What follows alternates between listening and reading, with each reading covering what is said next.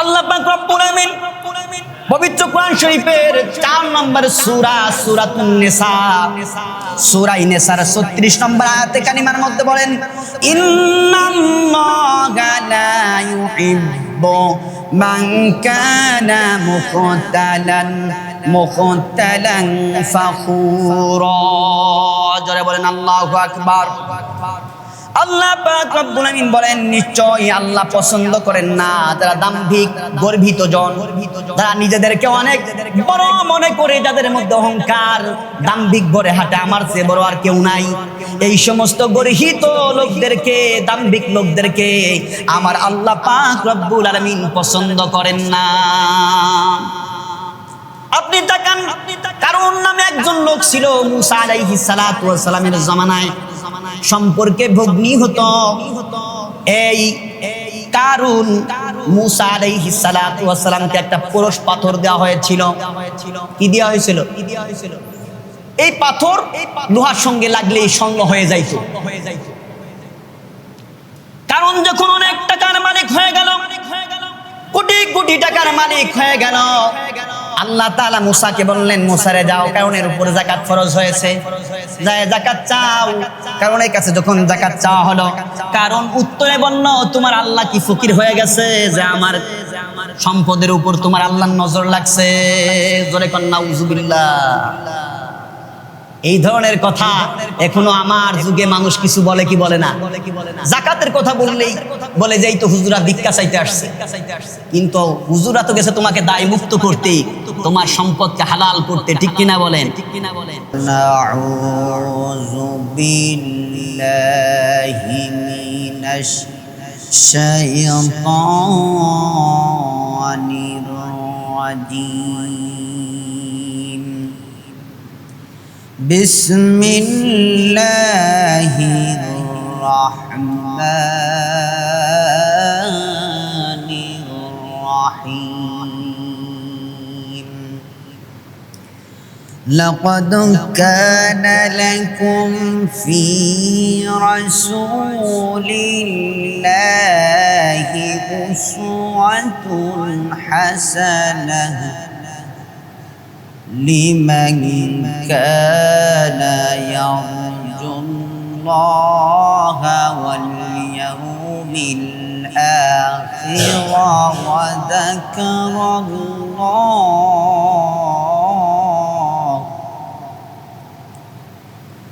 ওয়া যাকারাল্লাহা কাসীরা।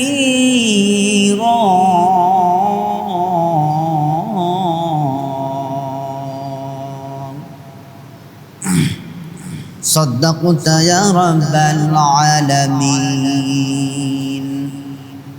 وقال تعالى إن الله وملائكته يصلون على النبي يا أيها الذين آمنوا صلوا عليه وسلموا تسليما. اللهم صل على سيدنا ونبينا وشفيعنا وحبيبنا ومولانا محمد صلى الله عليه وبارك وسلم. لا إله إلا الله.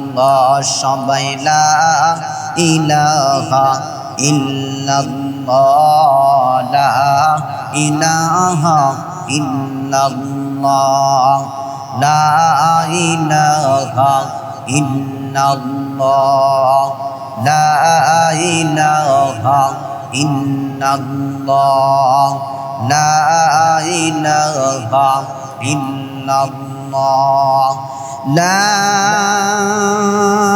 ইলাহা ইল্লাল্লাহ মুহাম্মাদুর রাসূলুল্লাহ সাল্লাল্লাহু আলাইহি ওয়া বারিকা ওয়া সাল্লাম। আমার মরণ আসিবে কখন কেউ তো জানে না, আমার মরণ আসিবে কখন কেউ তো জানে না। আমি মরে গেলে তোমরা আমায় ভুইলা যাও না। আমি মরে গেলে তোমরা আমায় ভুইলা যাও না। আমার মরণ আসিবে কখন কেউ তো জানে না। আমার মরণ আসিবে কখন কেউ তো জানে না। এই দুনিয়ায় চিরজীবন থাকার জায়গা না। অন্ধকার কবর যে আমার আসল ঠিকানা। এই দুনিয়ায় চিরজীবন থাকার জায়গা না। অন্ধকার কবর যে আমার আসল ঠিকানা। সবাই রেখে আমায় চলে যাবে, সঙ্গী হবে না। সবাই রেখে আমায় চলে যাবে, সঙ্গী হবে না। আমার মরণ আসিবে কখন কেউ তো জানে না। আমার মরণ আসিবে কখন কেউ তো জানে না। আমি মরে গেলে তোমরা আমায় ভুইলা যাও না। আমি মরে গেলে তোমরা আমায় ভুইলা যাও না। আমার মরণ আসিবে কখন কেউ তো জানে না। আমার মরণ আসিবে কখন কেউ তো জানে না। কবর মাঝে মা বাবারে দেখা যাবে না। দেখবো যাকে তিনি হলেন শাহে মদিনা। কবর মাঝে মা বাবারে দেখা যাবে না। দেখবো যাকে তিনি হলেন শাহে মদিনা। ও ভাই বুঝবো তখন,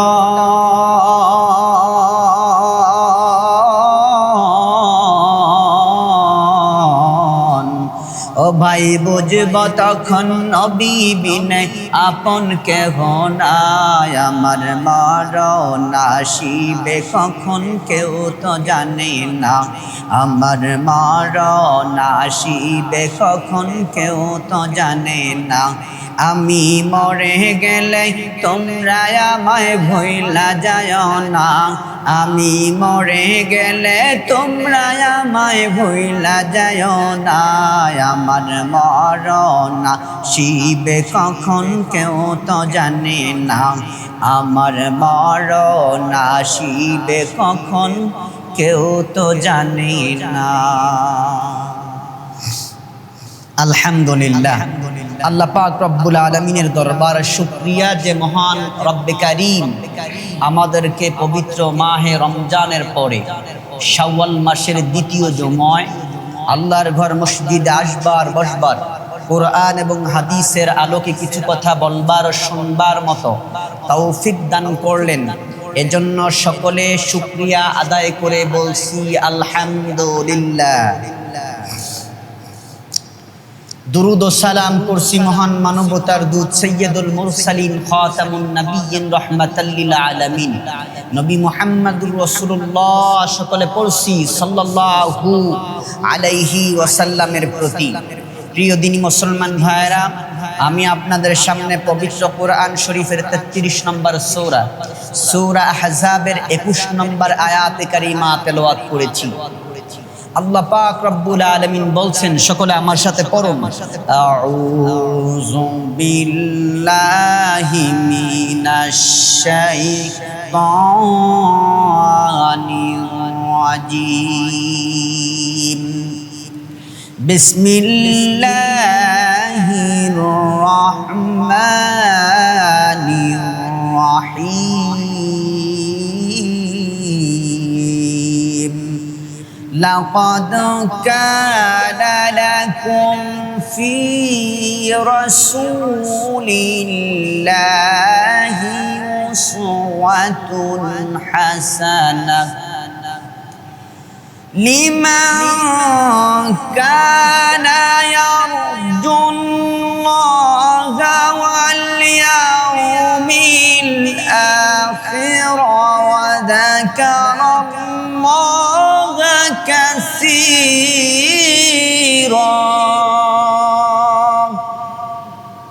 আল্লাহ পাক রব্বুল আলামিন বলতেছেন, লাকাদ কানা লাকুম ফি রাসূলিল্লাহি উসওয়াতুন হাসানা।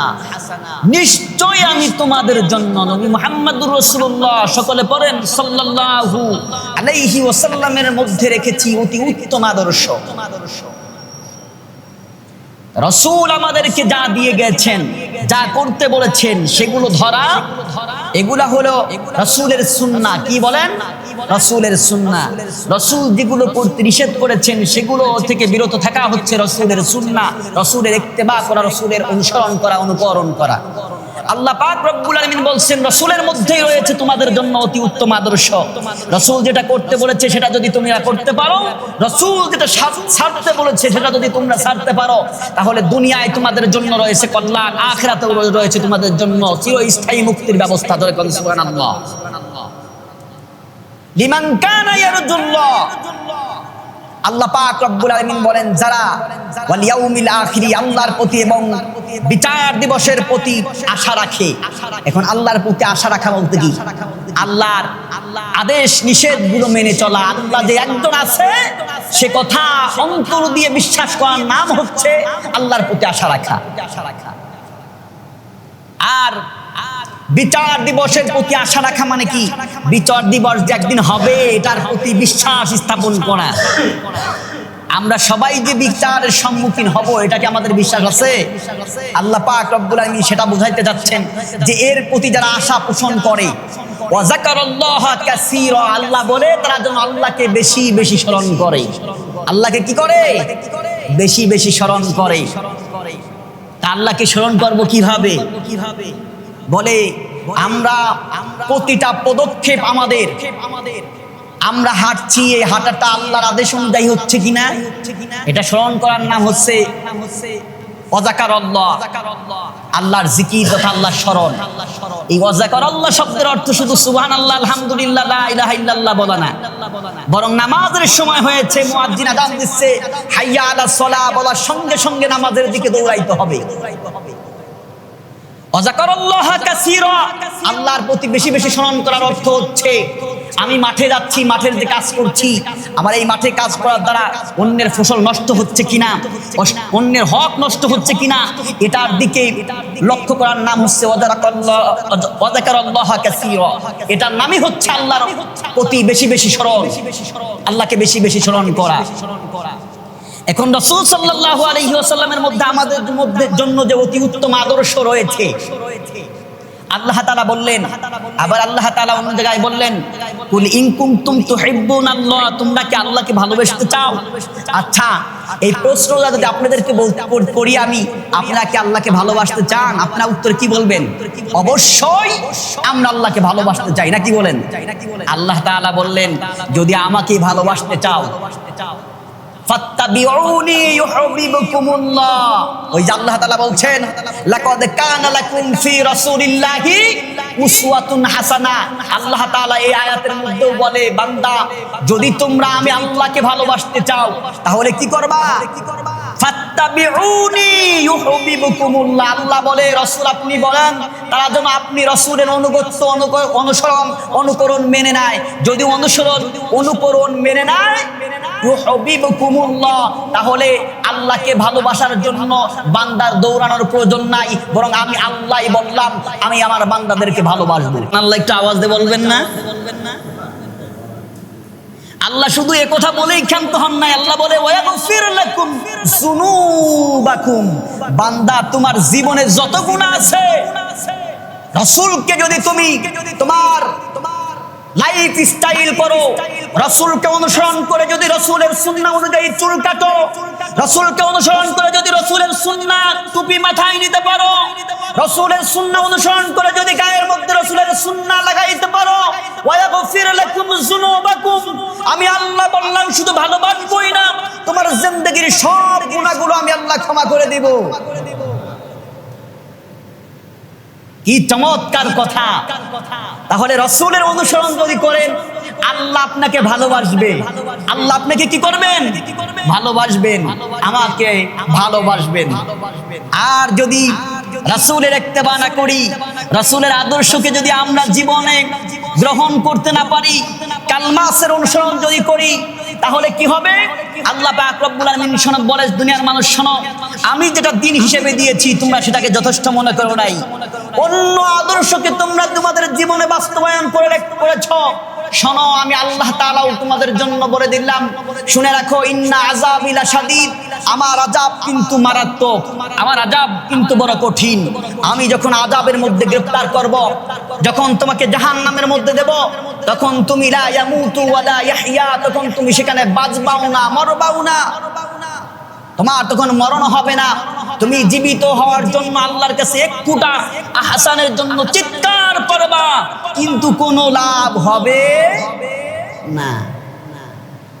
তাহলে সেখান থেকে বাঁচার জন্য আমাদেরকে আদর্শ গ্রহণ করতে হবে কার? রাসূলের। সবাই বলেন কার?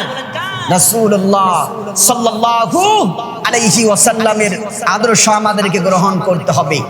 তাহলে আল্লাহ তো ভালোবাসবেন রাসূলের আদর্শ গ্রহণ করলে। আর রাসূলের আদর্শ যদি গ্রহণ না করি, তাহলে কি পরিস্থিতি হবে আল্লাহ তাআলা সেটাও চমৎকার করে কোরআনের মধ্যে কোট করে দিয়েছে। আমি এক এক করে একবারে পবিত্র কোরআন শরীফ 2 নম্বর সূরা বাকারা থেকে কোট করে 8 নম্বর সূরা আনফাল পর্যন্ত কোট করেছি। ইনশাআল্লাহ দেখি কত দূর পর্যন্ত যাওয়া যায় ইনশাআল্লাহ। আল্লাহ পাক রব্বুল আলামিন বলতেছে, ইন্নাল্লাহা লা ইউহিব্বুল মু'তাদিন।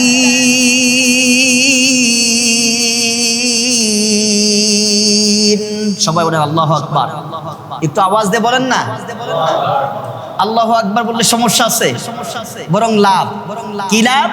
আল্লাহ বলে, ফেরেশতারা শোনো, ওই যেই বান্দা আমার বরত্ব ঘোষণা করছে, আমি আল্লাহ তাকে বড় বানায়া দেব।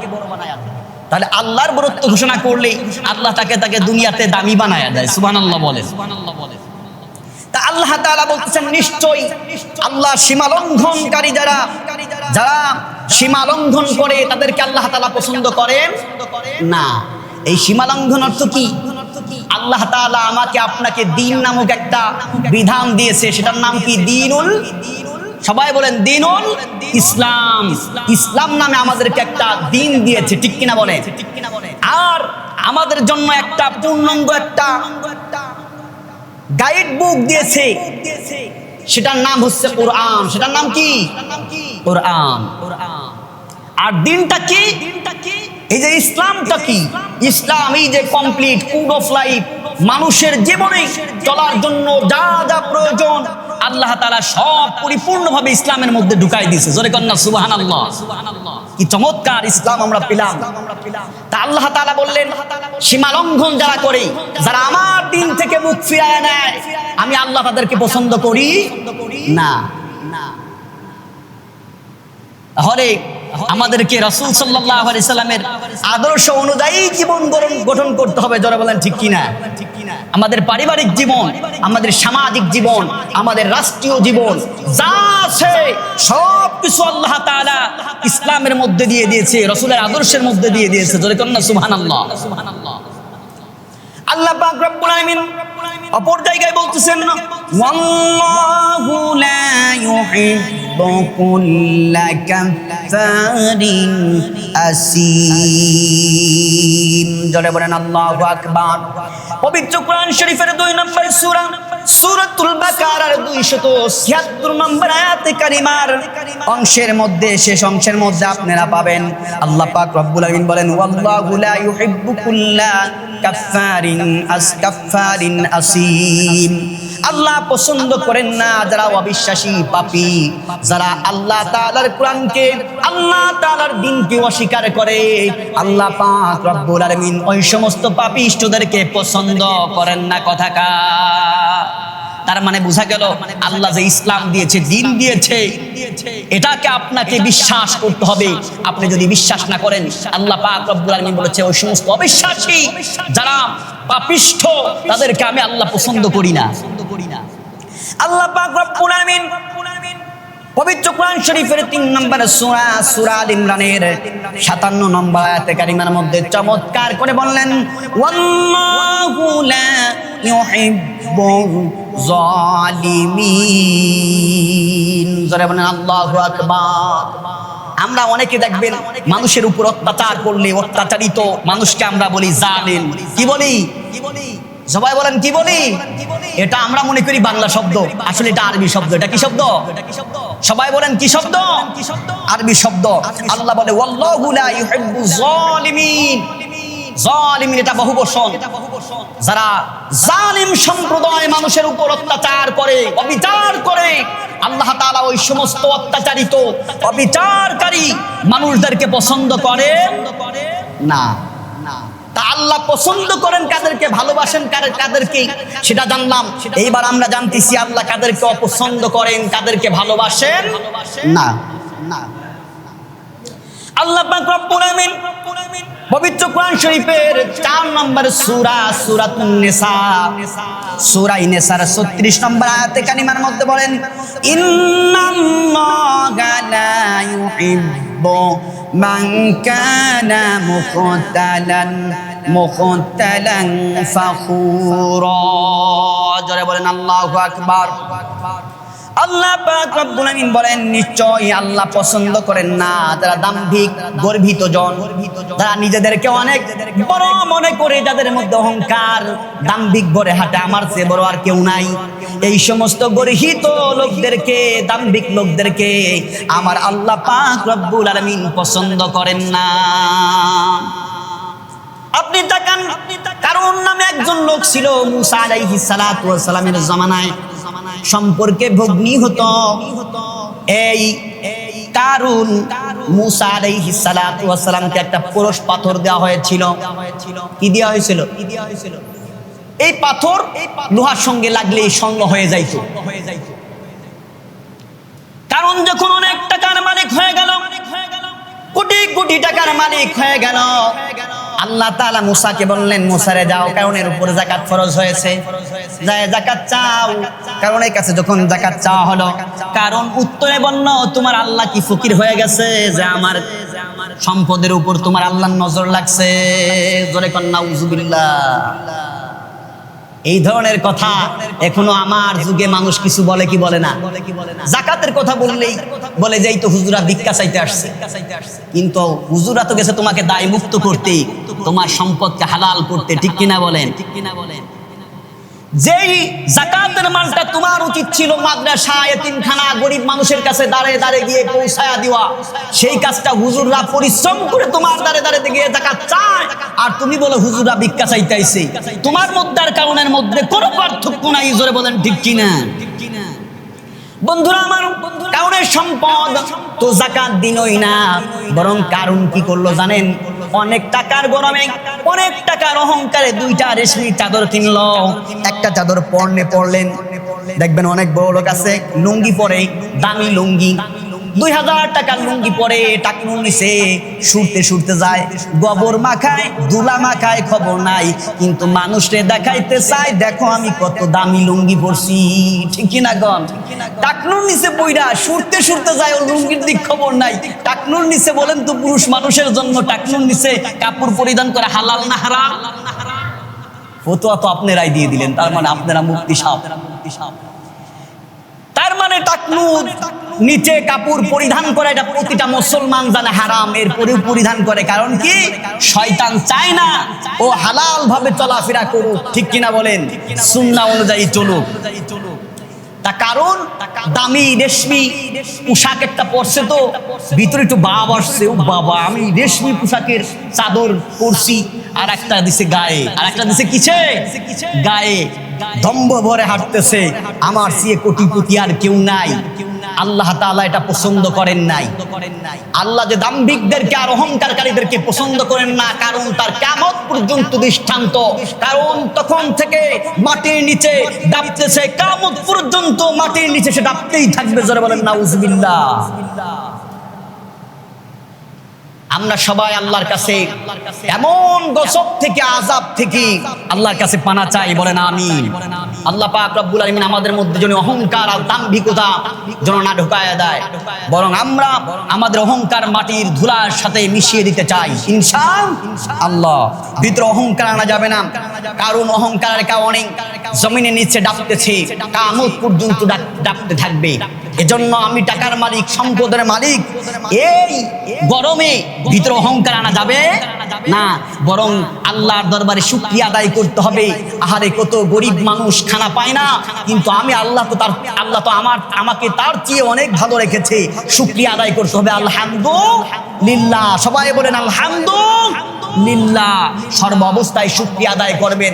আপনার অসুখ হয়েছে, আপনি হতাশ হয়ে যান, হতাশ হওয়া যাবে না, বরং আপনি চিন্তা করবেন আমার চেয়ে কত অসুস্থ মানুষ আজকে হসপিটালের বেডের মধ্যে কাঁদছে, তারা কান্না করছে, চিৎকার পাচ্ছে। আল্লাহ তুমি আমাকে এই অসুস্থতা থেকে আমাকে তুমি মুক্তি দান করো, আমাকে সুস্থতার জীবন ফিরাইয়া দাও। আল্লাহ তো তার চেয়ে আমাকে অনেক ভালো রেখেছে, ঠিক কিনা বলেন? এজন্য আল্লাহর দরবারে শুকরিয়া আদায় করতে হবে।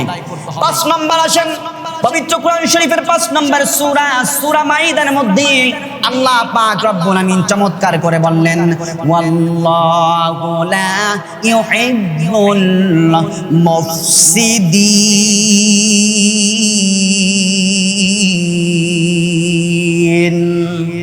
একটু আওয়াজ দিয়ে বলেন না আল্লাহু আকবার। আল্লাহু আকবার বললে ইমানি জজবা বাড়ায়া দেন কে? আল্লাহ। বুঝছি পেঁয়াজ উঠাইতে উঠাইতে ক্লান্ত হয়ে গেছেন, তাই না? এই জন্য আল্লাহু আকবার বলতে মনে যাচ্ছে না। তারপরে আল্লাহু আকবার বলেন, দেখবেন আল্লাহ তাআলা আপনাদের শক্তি সঞ্চয় আবার ফিরায়া দিবে। জোরে বলেন না আল্লাহু আকবার। আল্লাহ পাক রব্বুল আমিন বলেন, ওয়াল্লাহু, নিশ্চয় আল্লাহ তাআলা লা ইউহিব্বুল মুফসিদিন, যারা বিশৃঙ্খলা সৃষ্টি করে, অশান্তি সৃষ্টি করে সমাজের মধ্যে, রাষ্ট্রের মধ্যে, ওই সমস্ত লোকদেরকে আমার আল্লাহ পাক রব্বুল আমিন ভালোবাসেন না। কথাকার আল্লাহ। আমি আপনাদেরকে কোট করছি, পারলে আপনারা রেকর্ড করে কোরআন শরীফের সাথে মিলায় নেবেন। যে হুজুর আবার কি বললো দেখবেন মিলে নাকি, বঙ্গ অনুবাদ কোরআন শরীফটা অন্তত মিলাবেন। আমি আমার বাবারটা বলছি না, আমি ইউসুফ আলী ফরিদি আমার নিজেরটা বলছি না, আমি যা বলছি সব কোরআন থেকে বলছি। আল্লাহ পাক রব্বুল আলামিন যারা অশান্তি আর বিশৃঙ্খলা সৃষ্টি করে তাদেরকে যে ভালোবাসেন না, এর দৃষ্টান্ত হলো ফিরাউন। তারা সমাজের মধ্যে মানুষদেরকে গোত্রে গোত্রে ভাগ করে রেখেছিল। এর মধ্যে একটা গোত্র বনি ইসরাইলকে একদম, তাদের বনি ইসরাইল দলদেরকে একদম দুর্বল করে রেখেছিল। আল্লাহ তাআলা বললেন, আমি চাই এই দুর্বল বনি ইসরাইলের মধ্য থেকে একজন মানুষকে আমি দুনিয়ায় পাঠাবো। নাম হলো তার হযরতে মূসা আলাইহিস সালাতু ওয়াস সালাম। জোরে কোন সুবহানাল্লাহ। আল্লাহ পাক রব্বুল আলামিন, আমরা তো আজকে গল্প কিচ্ছা কত কিছুর বই পড়ি, কিন্তু আল্লাহ তাআলা কোরআনের মধ্যে এত চমৎকার চমৎকার গল্প ঢুকায়া দিচ্ছে, যেই গল্পের মধ্যে কোনো ত্রুটি বিচ্যুতি নাই, কারণ এই গল্পগুলো স্বয়ং যিনি করেছেন তিনি কে? আল্লাহর গল্পের মধ্যে ভুল আছে? ইউসুফ জুলেখার গল্প আছে কোরআনের মধ্যে, সুবহানাল্লাহ। হযরতে মূসার গল্প আছে, হযরতে ইব্রাহিম নবীর গল্প আছে, হযরত ইউসুফ আলাইহিস সালাতু ওয়াস সালামের গল্প তো আল্লাহ তাআলা পুরো একটা কোরআন শরীফের মধ্যে চমৎকার করে বর্ণনা করেছে, সূরা ইউসুফ। জোরে কোন সুবহানাল্লাহ। আল্লাহ তাআলা সুন্দর সুন্দর কাহিনী কোরআন শরীফের মধ্যে দিয়েছে। আল্লাহ যদি আপনাদের এখানে আমার রিজিক রাখে আর যদি বাঁচায় রাখেন, ইনশাআল্লাহ ধারাবাহিকভাবে আপনারা কোরআন থেকে কিসসা কাহিনী শুনতে পারবেন। ওই মানুষের গল্প কাহিনী, কিসসা বানানো কাহিনী শুনতে হবে না ইনশাআল্লাহ। মূসা আলাইহিস সালাতু ওয়াস সালামকে দুনিয়ায় পাঠালেন।